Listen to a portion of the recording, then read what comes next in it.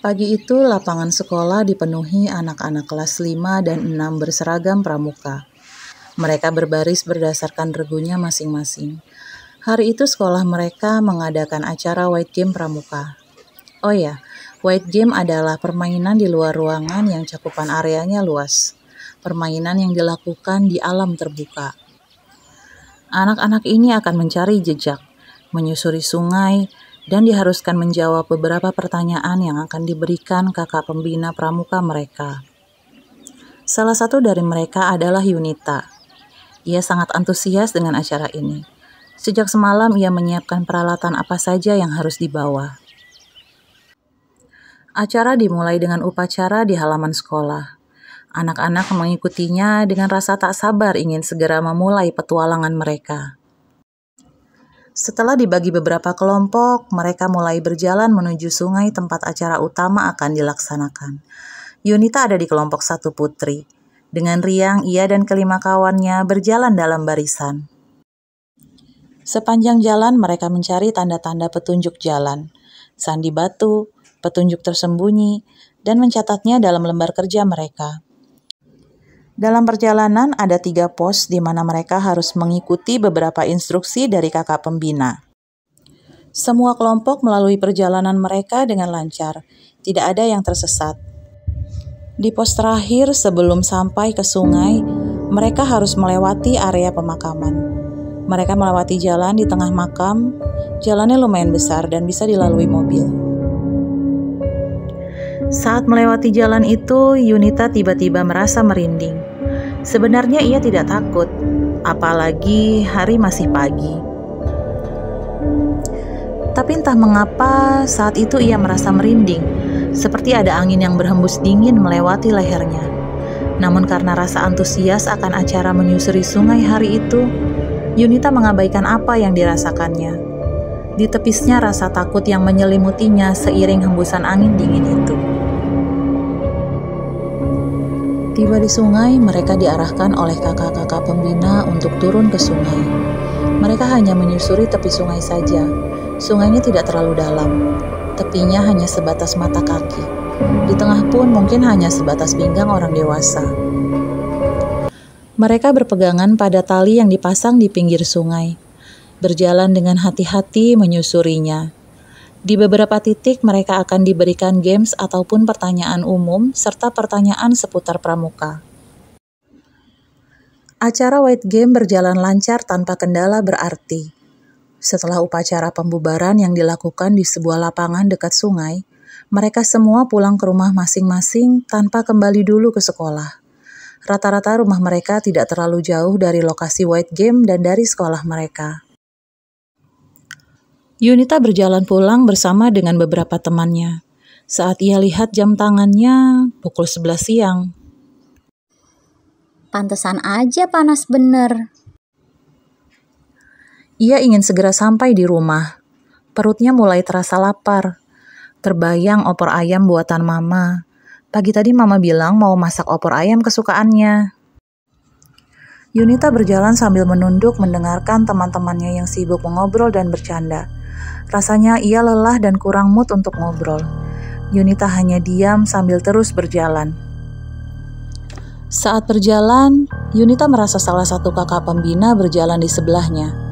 Kakak pembina itu, seperti halnya Yunita, berjalan sambil diam.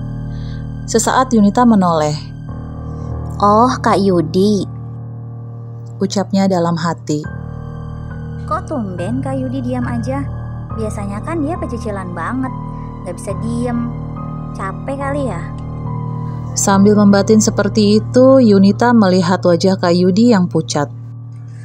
Mungkin Kak Yudi sakit ya, makanya diem aja. Yunita tidak ingin bertanya dan terus berjalan. Beberapa saat kemudian, Yunita kembali menoleh ke arah Kak Yudi. Tapi di sebelahnya tidak ada siapa-siapa.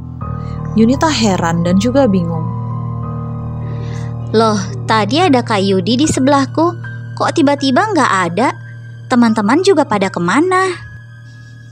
Yunita celingukan dan menyadari kalau ia sendirian. Dan yang lebih membuatnya takut, ia tidak mengenali sekitarnya sama sekali. Tadi itu jelas ia dan teman-temannya berjalan di area perumahan yang letaknya tidak terlalu jauh dari lokasi mereka White Game. Seharusnya ia tinggal belok kanan ke arah area pemakaman yang ia lewati saat berangkat tadi pagi. Tapi kenapa sekarang ia malah berada di jalan setapak yang asing? Yunita mencoba mengingat-ingat. Ia tadi salah belok. Tapi memang beberapa saat lalu ia masih merasa berjalan bersama teman-temannya di jalan perumahan. Entah sejak kapan ia jadi sendirian. Ia sama sekali tidak menyadarinya. Meskipun merasa takut, tapi Yunita mencoba tetap mencari jalan pulang. Ia menyusuri jalan setapak itu, tapi semakin jauh berjalan, ia semakin bingung berada di mana. Sepanjang jalan setapak itu hanya ada semak-semak dan pepohonan. Setelah beberapa jauh ia berjalan, Yunita menemukan jembatan. Di bawah jembatan itu tidak ada sungai yang mengalir. Sepertinya kering atau apalah ia tidak mengerti. Hanya ada semak-semak dan pepohonan juga di sana. Di atas jembatan itu, Yunita melihat seorang ibu muda mengenakan daster yang sudah lusuh sedang menggendong seorang bayi. Wajah ibu itu terlihat agak pucat dengan rambut panjang yang sepertinya hanya disisir menggunakan jari karena agak berantakan tertiup angin. Yunita melewati ibu itu dan tetap berjalan sampai ujung jembatan. Setelahnya jalan setapak itu agak menanjak. Ia mengikutinya, lalu tibalah Yunita di tepi jalan beraspal yang asing baginya. Di sana ia melihat ada satu mobil angkot berwarna biru dan satu motor hitam yang melintas. Sempat ia berpikir untuk naik angkot dan minta diantar pulang ke rumahnya. Tapi ia merasa takut karena tidak pernah pergi naik angkot sendirian. Akhirnya Yunita memutuskan untuk kembali saja ke jalan awal tadi dan berencana untuk menyusuri jalan sebaliknya. Siapa tahu bisa kembali ke lokasi White Game tadi. Kalau dari sana Yunita tahu jalan pulang.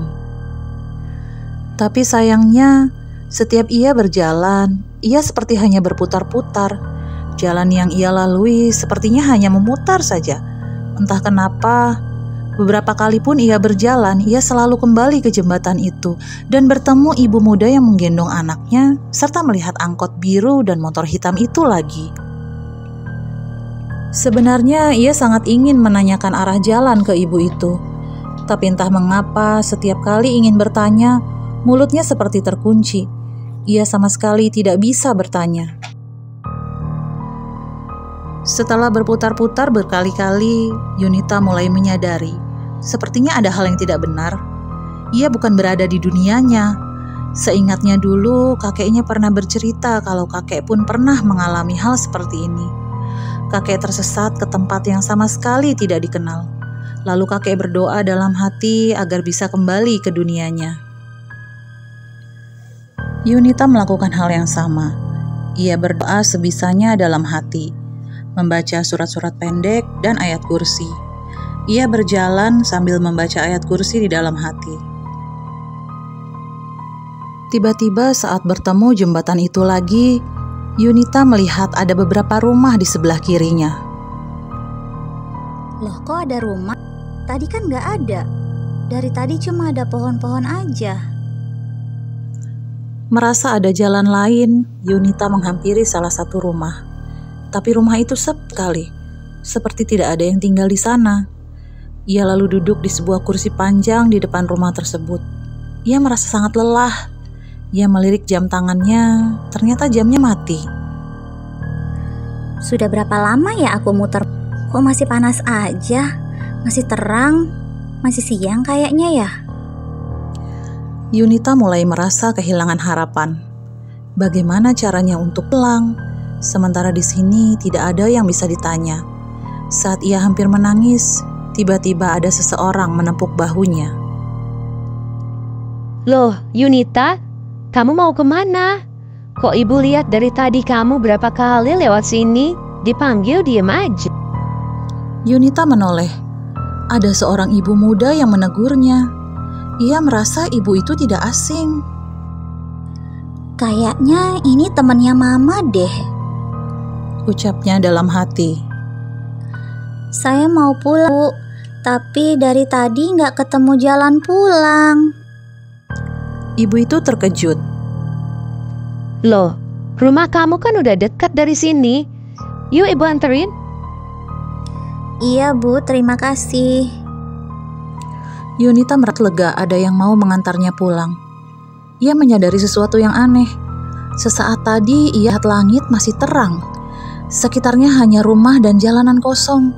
Tapi setelah bahunya tadi, Yunita melihat langit sudah mulai gelap. Sepertinya sudah mau maghrib. Sekitarnya ada beberapa anak yang sedang main. Dan juga ada beberapa ibu yang duduk-duduk di depan sebuah rumah. Yunita berjalan pulang di antara ibu yang ia kenali sebagai teman mamahnya itu. Sayup-sayup masjid terdengar suara azan maghrib berkumandang. Berarti sudah harian ia berjalan di tempat yang asing yang entah di mana itu. Sampai di rumah, mamanya langsung menyambut penuh kekhawatiran. Ya ampun Yunita, kamu kemana aja? Teman-teman kamu udah pulang di siang. Semuanya panik nyariin kamu. Papa juga baru aja pulang, abak ketemu. Jadi pulang dulu mau sholat maghrib dulu. Kamu dari mana? Yunita menangis terisak-isak. Sejak tadi ia menahan tangisnya, langsung pecah di pelukan mamanya. Ibu yang mengantarnya tadi menjelaskan ke mama apa yang terjadi. Kayaknya Yunita dibawa setan nyasar deh Bu. Ya Allah, untung Bu Retno tepuk anak saya ya. Jadi dia sadar. Kalau kena setan nyasar tuh kan gak bisa sadar kalau dipanggil doang. Makasih banyak ya Bu Retno. Setelah pamitan, Bu Retno pulang. Mama menyuruh Yunita segera mandi lalu makan. Sambil makan, Yunita bercerita pada papa dan mamanya semua yang ia alami. Mulai dari berangkat sampai ia tersesat. Papanya mengatakan, kalau waktu Yunita berangkat, saat melewati area pemakaman itu sepertinya ia sudah diikuti. Dan waktu pulang, kakak pembina yang ia lihat di sebelahnya itu kemungkinan adalah jin yang menjelma jadi kakak pembinanya. Makanya ia terlihat berbeda dari biasanya dan juga terlihat pucat. Makanya nak, kalau kamu lewat tempat yang jarang kita lewati, jangan lupa mengucap salam dan selalu berdoa dalam hati. Yunita mengiyakan. Memang benar, sejak berangkat tadi ia tidak ingat sama sekali untuk berdoa ataupun mengucap salam saat melewati pemakaman itu. Karena ia terlalu antusias untuk acara White Game hari itu. Pengalaman Yunita tersesat di dunia lain menjadi pengalaman yang tidak akan pernah bisa ia lupakan. Ia berjanji dalam hati untuk selalu berdoa sebelum melakukan aktivitas apapun.